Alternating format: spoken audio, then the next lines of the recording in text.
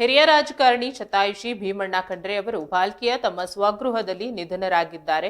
ಇದು ನಾಡಿಗೆ ತುಂಬಲಾರದ ನಷ್ಟವಾಗಿದೆ. ಕಳೆದ ಕೆಲವು ದಿನಗಳಿಂದ ವಯೋಸಹಜ ಕಾಯಿಲೆಗಳಿಂದ ಬಳಲುತ್ತಿದ್ದ ಅವರು ಇಂದು ಮುಂಜಾನೆ ಕೊನೆಯುಸಿರೆಳೆದಿದ್ದಾರೆ. ಖಂಡ್ರೆ ಅವರ ನಿಧನಕ್ಕೆ ನಾಡಿನಾದ್ಯಂತ ರಾಜಕೀಯ, ಸಾಮಾಜಿಕ ಮತ್ತು ಧಾರ್ಮಿಕ ಮುಖಂಡರು ತೀವ್ರ ಸಂತಾಪ ವ್ಯಕ್ತಪಡಿಸಿದ್ದಾರೆ. ಖಂಡ್ರೆ ಅವರ ನಿಧನದ ಹಿನ್ನೆಲೆಯಲ್ಲಿ ಮಾಧ್ಯಮಗಳೊಂದಿಗೆ ಮಾತನಾಡಿದ ಸಚಿವ ಈಶ್ವರ ಖಂಡ್ರೆ, ಭೀಮಣ್ಣ ಖಂಡ್ರೆ ಅವರು ಸಾರ್ಥಕ ಬದುಕನ್ನ ನಡೆಸಿ ನಮ್ಮೆಲ್ಲರಿಗೂ ಆದರ್ಶವಾಗಿದ್ದಾರೆ ಎಂದು ಹೇಳಿದ್ದಾರೆ. ಜೀವನ ಪರ್ಯಂತ ಜನರ ಏಳಿಗೆಗಾಗಿ, ರೈತರಿಗಾಗಿ ಹೋರಾಟ ನಡೆಸಿದ್ದಾರೆ. ರಾಜಕೀಯವನ್ನ ಸಮಾಜ ಸೇವೆ ಎಂದು ನಂಬಿದ್ದ ಸರಳ ವ್ಯಕ್ತಿತ್ವದ ರಾಜಕಾರಣಿಯಾಗಿದ್ರು ಎಂದು ಸ್ಮರಿಸಿದ್ದಾರೆ. ಸುಮಾರು 95 ವರ್ಷಗಳ ಕಾಲ ಸಕ್ರಿಯವಾಗಿ ಸಮಾಜ ಸೇವೆಯಲ್ಲಿ ತೊಡಗಿಸಿಕೊಂಡಿದ್ರು. ಶಾಸಕರಾಗಿ, ಸಚಿವರಾಗಿ ಈ ಭಾಗದ ಅಭಿವೃದ್ಧಿಗಾಗಿ ಶ್ರಮಿಸಿದ್ದಾರೆ. ಕಾಂಗ್ರೆಸ್ ಪಕ್ಷದ ನಿಷ್ಠಾವಂತ ಮುಖಂಡರಾಗಿ ಸಂಘಟನೆ ಮಾಡಿದ್ದಾರೆ ಎಂದು ಹೇಳಿದರು. ಅಖಿಲ ಭಾರತ ವೀರಶೈವ ಮಹಾಸಭಾ ಅಧ್ಯಕ್ಷರಾಗಿ ಸಮಾಜ ಸಂಘಟಿಸುವ ಕೆಲಸ ಮಾಡಿದ್ದಾರೆ. ಅವರ ಆದರ್ಶಗಳು ಮತ್ತು ತತ್ವ ಸಿದ್ಧಾಂತಗಳು ಯಾವತ್ತಿಗೂ ಪ್ರಸ್ತುತವಾಗಿವೆ ಎಂದು ಈಶ್ವರ ಖಂಡ್ರೆ ಹೇಳಿದ್ದಾರೆ. ಸರ್ವಧರ್ಮೀಯರ ಸಮನ್ವಯದಿಂದ ಬೀದರ್ ಜಿಲ್ಲೆಯಲ್ಲಿ ಶಾಂತಿಯ ತೋಟವನ್ನಾಗಿ ಮಾಡಿದ್ದಾರೆ. ಜಾತ್ಯತೀತ ವಿಚಾರಗಳನ್ನ ಹೊಂದಿದ್ರು. ಅನ್ಯಾಯದ ವಿರುದ್ಧ ಹೋರಾಟ ನಡೆಸಿದ್ರು. ಸಮಾಜಕ್ಕಾಗಿ ಹೋರಾಟ ಮಾಡಿದ್ರು ಎಂದು ಸ್ಮರಿಸಿದ ಅವರು, ನಮ್ಮ ತಂದೆ ಭೀಮಣ್ಣ ಖಂಡ್ರೆ ಅವರೇ ನನಗೆ ರೋಲ್ ಮಾಡೆಲ್. ಅವರ ಆದರ್ಶಗಳನ್ನ ಅಳವಡಿಸಿಕೊಳ್ಳಲು ನಾನು ಪ್ರಾಮಾಣಿಕವಾಗಿ ಪ್ರಯತ್ನಿಸುತ್ತೇನೆ ಎಂದು ಭಾವುಕರಾಗಿ ನುಡಿದಿದ್ದಾರೆ. ಶತಾಯುಷಿಗಳಾದಂಥ ಪರಮಪೂಜ್ಯ ಭೀಮಣ್ಣ ಖಂಡ್ರೆ ಅವರು ನಿನ್ನೆ 10:50 ಗಂಟೆಗೆ ನಿಧನರಾಗಿದ್ದಾರೆ. ಸುಮಾರು 15 ದಿವಸದಿಂದ ಅವರು ಅನಾರೋಗ್ಯದಿಂದ ಬಳಲ್ತಾ ಇದ್ದರು. ಅವರಿಗೆ 4-5 ದಿವಸ ಕೆಳಗಡೆ ಮನೆಯಲ್ಲಿ ಕರ್ಕೊಂಡು ಬಂದಿದ್ವಿ. ಮನೆಯಲ್ಲಿ ಸ್ವಲ್ಪ ಚೇತರಿಸಿಕೊಂಡ್ರು ಮತ್ತು ವಯೋಸಹಜ ಕಾಯಿಲೆಗಳಿಂದ ಅವರ ನಿಧನರಾಗಿದ್ದಾರೆ. ಅತ್ಯಂತ ದುಃಖದ ಸಂಗತಿ. ಇವತ್ತು ಅವರು ಸಾರ್ಥಕವಾದಂಥ ಬದುಕನ್ನು ಬದುಕಿದ್ದಾರೆ. ನಮ್ಮೆಲ್ಲರಿಗೆ ಆದರ್ಶಗಳನ್ನು ಕೊಟ್ಟಿದ್ದಾರೆ. ಅವರು ಜೀವನ ಪರ್ಯಂತ ಜನರಿಗಾಗಿ, ಈ ಭಾಗದ ಏಳಿಗೆಗಾಗಿ, ಸ್ವಾತಂತ್ರ್ಯಕ್ಕಾಗಿ ಹೋರಾಟ ಮಾಡಿದ್ದಾರೆ. ಏಕೀಕರಣಕ್ಕಾಗಿ ಹೋರಾಟ ಮಾಡಿದ್ದಾರೆ. ರೈತರಿಗಾಗಿ ಹೋರಾಟ ಮಾಡಿದ್ದಾರೆ. ಇದ್ದದ್ದು ಇದ್ದ ಹಾಗೆ ಹೇಳುವಂಥವರು.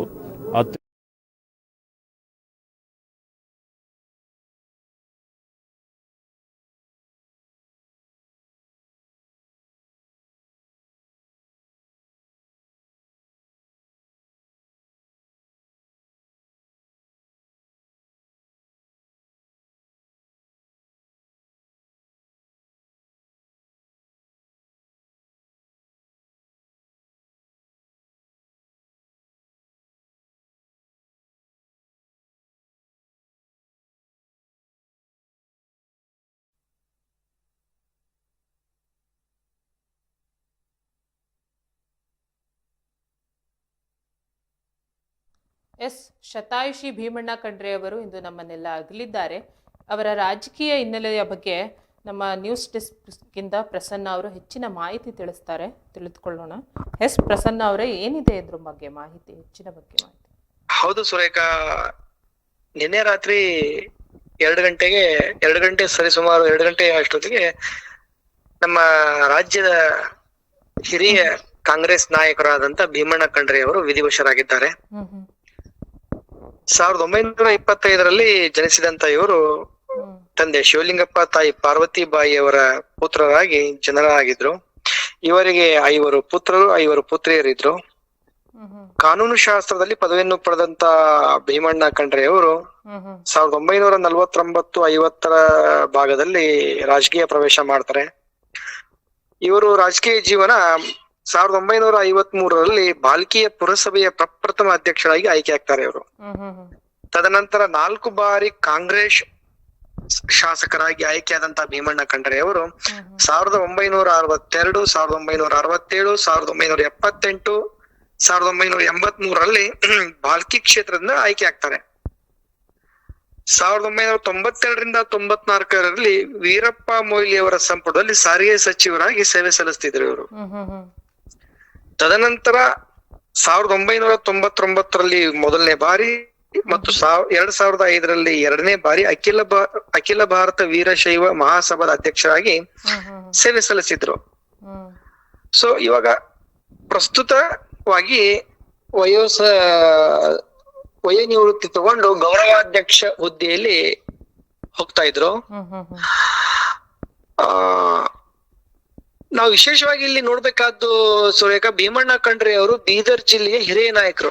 ಹೌದು ಹೌದು. ರಾಜ್ಯ ರಾಜಕಾರಣದಲ್ಲಿ ಹೆಸರು ಮಾಡಿದಂತ ಅಪರೂಪದ ವ್ಯಕ್ತಿ ಆಗಿದ್ರು ಭೀಮಣ್ಣ ಖಂಡ್ರೆ ಅವರು. ಬಸವ ನಿಷ್ಠೆಯನ್ನ ಒಳಗೂಡಿಸಿಕೊಂಡಂತ ವ್ಯಕ್ತಿ ಜೊತೆಗೆ ಹಠಮಾರಿ ಸ್ವಭಾವದಿಂದ ಕೆಲವನ್ನ ಕಳ್ಕೊಂಡಿದ್ರು ಅವರು. ಸಭ್ಯ ಸುಸಂಸ್ಕೃತದ ವ್ಯಕ್ತಿತ್ವದ ಪ್ರಭಾವಳಿ, ದೇಶೀಯ ಆಹಾರ ಪದ್ಧತಿ, ಉಡುಗೆ ತೊಡುಗೆಗಳನ್ನು ಕೂಡ ದೇಶೀಯವಾಗಿಯೇ ಅವರು ಆರಿಸ್ಕೊತಾ ಇದ್ರು. ಸ್ವಾತಂತ್ರ್ಯೋತ್ಸವದ ಸಂದರ್ಭದಲ್ಲಿ ಬ್ರಿಟಿಷರ ಕುತಂತ್ರ ಹಾಗೂ ನಿಜಾಮರ ಪಕ್ಷಪಾತ ಆಡಳಿತದ ವಿರುದ್ಧ ಬಂಡಾಯ ಎದ್ದಂತ ಸ್ವತಂತ್ರ ಹೋರಾಟಗಾರರಾಗಿದ್ರು. ಸ್ವಾತಂತ್ರ್ಯದ ಕಹಳೆ ಊದಿದ್ದಕ್ಕಾಗಿ ಜೈಲಿಗೆ ಹೋಗಿ ಬಂದವರಾಗಿದ್ರು ಇವರು. ರಾಜಕೀಯ, ಸಾಮಾಜಿಕ, ಸಾಂಸ್ಕೃತಿಕ, ಶೈಕ್ಷಣಿಕ ಮತ್ತು ಧಾರ್ಮಿಕ ಕ್ಷೇತ್ರಗಳಿಗೆ ತಮ್ಮದೇ ಆದಂತ ವಿಶಿಷ್ಟ ಕೊಡುಗೆ ಕೊಟ್ಟಂತಹ ವ್ಯಕ್ತಿ ನಮ್ಮ ಭೀಮಣ್ಣ ಖಂಡ್ರೆ ಅವರಾಗಿದ್ರು. ಭೀಮಣ್ಣ ಖಂಡ್ರೆ ಅವರಿಗೆ ಸಾಮಾಜಿಕ ಸೇವೆ, ಜೀವನದ ಸಿದ್ಧಾಂತಗಳನ್ನ ಪರಿಗಣಿಸಿ ಅನೇಕ ಸಂಸ್ಥೆಗಳು, ಸಂಘ ಸಂಸ್ಥೆಗಳು ಸನ್ಮಾನಿಸಿ ಗೌರವಿಸಿದ್ದು ಇವೆ. ಇವರು ಕೃಷಿ ಅಧ್ಯಯನಕ್ಕಾಗಿ ಸಕ್ಕರೆ ಕಣಜವಾಗಿದ್ದ ಕೊರಿಯಾ ಪ್ರವಾಸವನ್ನು ಮುಗಿಸಿ ಬಂದಾಗ ಬೀದರ್ ಸಹಕಾರ ಸಕ್ಕರೆ ಕಾರ್ಖಾನೆ ವತಿಯಿಂದ 1981 ಸೆಪ್ಟೆಂಬರ್ 10ರಂದು ಬಾಲ್ಕಿಯ ಚನ್ನಬಸವೇಶ್ವರ ಕಾಲೇಜು ವತಿಯಿಂದ ಇವರಿಗೆ ಸನ್ಮಾನಿಸಲಾಗಿತ್ತು. ಅಂದಿನ ಸರ್ಕಾರ 2006 ನವೆಂಬರ್ 1ರಂದು ಸುವರ್ಣ ಕರ್ನಾಟಕ ಏಕೀಕರಣ ಪ್ರಶಸ್ತಿಯನ್ನ ನೀಡಿತ್ತು ಇವರಿಗೆ. ಆ ಸಂದರ್ಭದಲ್ಲಿ ಭೀಮಣ್ಣ ಖಂಡ್ರೆ ಅವರಿಗೆ ಶಾಂತಿವರ್ಧಕ ಶಿಕ್ಷಣ ಸಂಸ್ಥೆಯ ಬೀದರ್ನ ಅಕ್ಕಮಹಾದೇವಿ ಮಹಿಳಾ ಕಾಲೇಜಿನಲ್ಲಿ ಭವ್ಯವಾದ ಅಭಿನಂದನಾ ಕಾರ್ಯಕ್ರಮವನ್ನು ಕೂಡ ಏರ್ಪಡಿಸಿತ್ತು. ಇನ್ನು ಮುಖ್ಯವಾಗಿ ನೋಡ್ಬೇಕಾದ್ರೆ ಸುರೇಖಾ, ಪ್ರಭುರಾವ್ ಕಂಬಳಿವಾಲೆ ಕನ್ನಡ ಸೇವಾ ಪ್ರತಿಷ್ಠಾನ ಖಂಡ್ರೆ ಅವರಿಗೆ ಇವ್ರು ಮಾಡಿದಂತ ಸೇವೆಯನ್ನ ಗಮನಿಸಿ ಮೇ 15, 2011ರಂದು ಕನ್ನಡದ ಕಣ್ಮಣಿ ಪ್ರಭುರಾವ ಕಂಬಳಿವಾಲೆ ಅನ್ನೋ ಒಂದು ಪ್ರತಿಷ್ಠಿತ ಪ್ರಶಸ್ತಿಯನ್ನ ಪ್ರದಾನ ಮಾಡಿತ್ತು ಇವರಿಗೆ. ಸೊ ಭೀಮಣ್ಣ ಖಂಡ್ರೆ ಅವರು ಜೀವಿತಾವಧಿಯ ಜನಸೇವೆಗಾಗಿ ಗುಲ್ಬರ್ಗಾ ವಿಶ್ವವಿದ್ಯಾನಿಲಯ ಇವರಿಗೆ ಗೌರವ ಡಾಕ್ಟರೇಟ್ ಪದವಿ ನೀಡಿತ್ತು. ಸೊ ಇವೆಲ್ಲವನ್ನು ಇಂತಹ ಸಂದರ್ಭದಲ್ಲಿ ಸ್ಮರಿಸಬೇಕಾಗುತ್ತೆ ಸುರೇಖಾ. ಥ್ಯಾಂಕ್ ಯು ಪ್ರಸನ್ನ ಅವರೇ.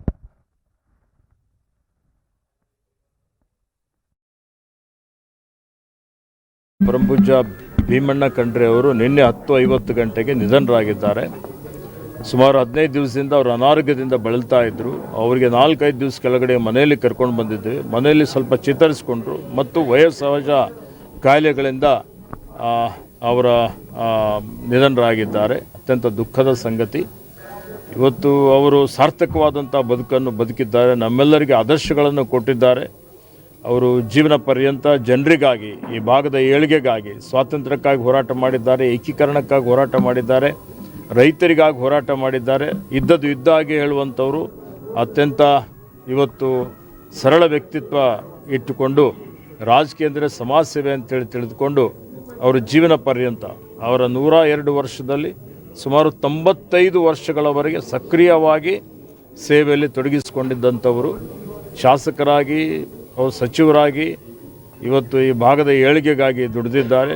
ಕಾಂಗ್ರೆಸ್ ಪಕ್ಷದ ನಿಷ್ಠಾವಂತ ಮುಖಂಡರಾಗಿ ಸಂಘಟನೆ ಮಾಡಿದ್ದಾರೆ. ಅಖಿಲ ಭಾರತ ವೀರಶೈವ ಲಿಂಗಾಯತ ಸಮುದಾಯದ ಅಧ್ಯಕ್ಷರಾಗಿ ಸಮಾಜ ಸಂಘಟನೆ ಮಾಡುವಂಥ ಕೆಲಸವನ್ನು ಮಾಡಿದ್ದಾರೆ.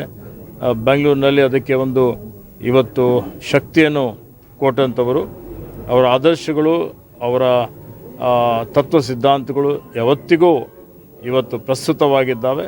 ಸಮಾಜದಲ್ಲಿ ಸಾಮರಸ್ಯ ಇರಬೇಕು ಅಂತೇಳಿ ಸರ್ವಧರ್ಮ ಸಮನ್ವಯ ಅನ್ನುವಂಥ ರೀತಿಯಲ್ಲಿ ಅವರು ಬೀದರ್ ಜಿಲ್ಲೆಯ ಒಂದು ಶಾಂತಿಯ ತೋಟ, ಕರ್ನಾಟಕ ಶಾಂತಿಯ ತೋಟ ಅಂತ ಹೇಳ್ತೀವಿ. ಆ ರೀತಿಯಲ್ಲಿ ಎಲ್ಲ ಸಮುದಾಯದವರನ್ನು ಜೊತೆಯಲ್ಲಿ ತೆಗೆದುಕೊಂಡು ಹೋಗುವಂಥ ಒಂದು ವಿಚಾರವುಳ್ಳಂಥವ್ರು, ಜಾತ್ಯತೀತ ವಿಚಾರವುಳ್ಳಂಥವರು. ಇವತ್ತು ಸಮಾಜದಲ್ಲಿ ಸಾಮರಸ್ಯ ಇರಬೇಕು ಅನ್ನುವಂಥ ರೀತಿಯಲ್ಲಿ ಯಾರ ಮೇಲೆ ಅನ್ಯಾಯ ಆದರೂ ಹೋರಾಟ ಮಾಡ್ತಾಯಿದ್ರು. ಅಸ್ಪೃಶ್ಯತೆ ವಿರುದ್ಧ, ಕಂದಾಚಾರದ ವಿರುದ್ಧ, ಮೌಢ್ಯತೆ ವಿರುದ್ಧ ಹೋರಾಟ ಮಾಡಿದ್ದಾರೆ. ಸಮಾಜ ನಿರ್ಮಾಣ ಮಾಡಲಿಕ್ಕೆ ಶ್ರಮ ಮಾಡಿದ್ದಾರೆ. ಅವರ ಆದರ್ಶಗಳು ಯಾವತ್ತಿಗೂ ನಮ್ಮ ಮಧ್ಯದಲ್ಲಿದ್ದಾವೆ. ಅವರೇ ನನ್ನ ರೋಲ್ ಮಾಡೆಲ್ ಅಂತ ನಾನು ಹೇಳ್ಬೋದು. ಹೀಗಾಗಿ ಅವರು ತೋರಿಸ್ಕೊಟ್ಟಂಥ ದಾರಿಯಲ್ಲಿ ನಡೀಲಿಕ್ಕೆ ಮತ್ತು ಅವರ ಆದರ್ಶಗಳನ್ನು ಅನುಷ್ಠಾನ ಮಾಡಲಿಕ್ಕೆ ಮುಂದೇನೂ ಪ್ರಾಮಾಣಿಕವಂತ ಪ್ರಯತ್ನ ಮಾಡ್ತೀನಿ ಅನ್ನುವಂಥ ಒಂದು ಮಾತನ್ನು ಹೇಳುತ್ತಾ ಇವತ್ತು ಸಾಯಂಕಾಲ 5 ಗಂಟೆಗೆ ಅವರ ಅಂತ್ಯಕ್ರಿಯೆ ಜರುಗಲಿದೆ. ಈಗ 10:30, 11 ಗಂಟೆಗೆ ನಮ್ಮ ಮನೆಯ ಪಕ್ಕದಲ್ಲಿ ಇವತ್ತು ಸಾರ್ವಜನಿಕರಿಗೆ ಅವರ ಅಂತಿಮ ದರ್ಶನ ತೆಗೆದುಕೊಳ್ಳಲಿಕ್ಕೆ ಪಾರ್ಥಿವ ಶರೀರ ಇಡಲಾಗುವುದು. ಅದಾದಮೇಲೆ 2 ಗಂಟೆಗೆ ಇಲ್ಲಿಂದ ಮೆರವಣಿಗೆ ಪ್ರಾರಂಭ ಆಗ್ತದೆ. ಮತ್ತು ಇವತ್ತು 4 ಗಂಟೆಗೆ ಅಲ್ಲಿಗೆ ರೀಚ್ ಆಗ್ತದೆ. 5 ಗಂಟೆಗೆ ಲಿಂಗಾಯತ ವೀರಶೈವ ನಮ್ಮ ಸಮುದಾಯದ ಒಂದು ಪದ್ಧತಿಯ ಪ್ರಕಾರ ಅಂತ್ಯಕ್ರಿಯೆ ಆಗುತ್ತದೆ.